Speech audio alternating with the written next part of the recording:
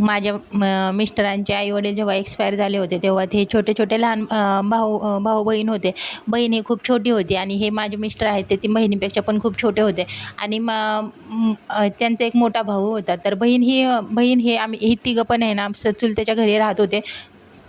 चुलता-चुलती यांचा सांभाळ करत होते. छान सांभाळ करत होते. जसा त्यांच्या मुलांचा सांभाळ केला तसा सांभाळ करत होते. आता असंच म्हणावं लागणार, कारण आता कसं आहे त्यांनी लहानाचं मोठं केलेलं आहे. कसं तरी लहानाचं मोठं केलेलं आहे, त्यासाठी नावं तर ठेवून जमणार नाही. आई ठिकाणी आई म्हणून ते उभा राहिले होते. त्यांनी आसरा दिला होता. रस्त्यावर जगण्यापेक्षा त्यांच्या घरात जगत होते. लहानपणापासून कष्टाला मिठी मारली होती. कष्ट हे करतच होते. दोघं भावंडं करत होते. बहीण ही घरी असायची आणि थोडेसे मोठे झाले होते. म्हणजे माझे मिस्टर मला सांगतायत मी 9-10 वर्षाचा होतं तेव्हा मला माझा भाऊ घेऊन आला दिल्लीमध्ये.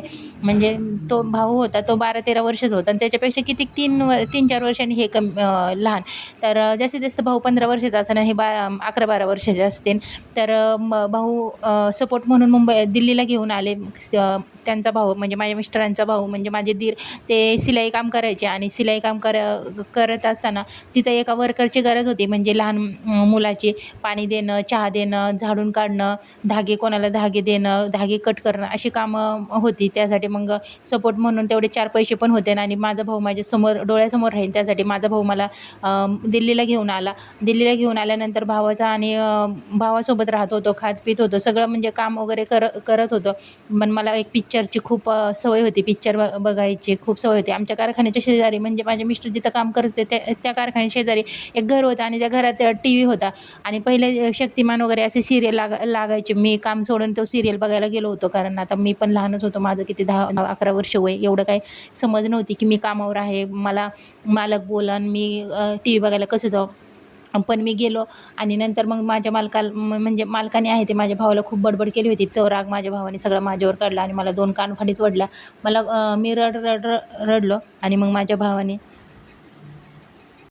मी पहिल्यापासूनच खूप रागीट होतो असे माझे मिस्टर म्हणतात. आणि हो हे खरंच आहे. माझे मिस्टर पहिल्यापासूनच खूप रागीट आहे.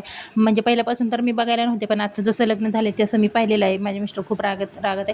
त्यांच्या म्हणण्यासारखं झालं तर ठीक आहे, नाही तर म्हणजे जोपर्यंत प्रेमात सांगायची कॅपॅसिटी आहे तोपर्यंत ते प्रेमातच सांगतात. कधी उलटं म्हणजे एवढा शांत स्वभावाचे पण आहेत. जेवढे शांत स्वभावाचे आहेत तेवढे कडक स्वभावाचे आहेत. मग भावाने मारलं 2-3 झापडी, तरी पण मी रडत कामाला लागलो. तरी पण भावाची बडबड काही थांबत नव्हतं. मग मला सहन नाही झालं. मग मी उचलली कैची आणि भावाला मारायला गेलो आणि भावाला फेकून मारली. तर भावाने असा हात आडवा धरला तर भावाला थोडीशी कैची लागली आणि रक्त निघालं. म्हणजे भावाच्या हाताला रक्त बघून अजूनच वाईट वाटलं आणि अजून भाऊ मारन ह्या भीतीने मी दिल्लीतून नाही ना गल्लीतून असं पळायला लागलो आणि 2 दिवस तर मी त्यांना सापडलं नव्हतं. कुठं पण बस स्टँडला, इकडं-तिकडं, रेल्वे स्टेशनला, इकडं-तिकडं मी राहायचो. आणि म्हणजे मी एवढा छोटा होतो की आणि दिल्ली खूप मोठी होती. त्यासाठी मला समजलं पण नाही की मी पूर्ण दिल्लीत मला सगळेजण शोधत होते, पण मी हरवलं होतं. तेव्हा काही मोबाईल वगैरे काहीच नव्हते, लँडलाईन होतं. मी खूप घाबरलो होतो आणि भाऊ पण खूप घाबरला होता की आता माझा भाऊ कुठं शोधू आणि कुठं हे करू. पोलीस कंप्लेंट वगैरे केली होती, पण मी लवकरच त्यांना सापडलो. तो पण मी गावाकडे निघालो होतो. गावाचा रस्ता हा मला माहीत पण नव्हता, पण मी अचानकच ज्या रस्त्याने निघालो होतो त्याच रस्त्याने बसमधून एका माझ्या गावकऱ्याच्या म्हणजे गावातल्या लोकांनीच पाहिलं मला आणि मला आहे ते बस थांबवली आणि मला घरी घेऊन आले. आणि मग माझ्या भावाला समजलं की मी घरी आलेलो आहे. तर माझा भाऊ धावत पळत माझ्या घरी आला आणि मग घरी आला आणि मला मिठी मारली आणि खूप रडायला लागला. मला तर वाटत होतं तो पळत माझ्याकडे येतोय म्हणल्यानंतर मला खूप मारतोय, पण नाही, त्याने ना सगळं दुःख आहे ते मला मिठी मारलं आणि आम्ही दोघं खूप रडलो.